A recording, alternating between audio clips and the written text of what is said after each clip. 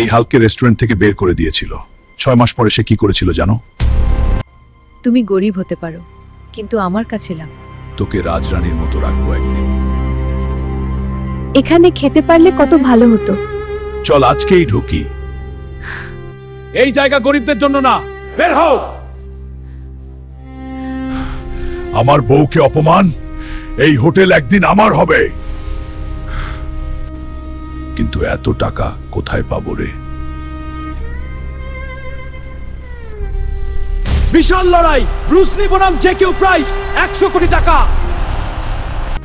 তুই হারবি।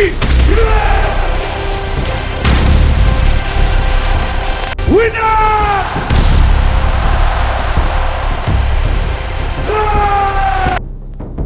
তুমি? আজ আমি এই হোটেলের মালিক। গরিব বলে অপমান করেছিলে, সবাই চাকরি থেকে বেরো।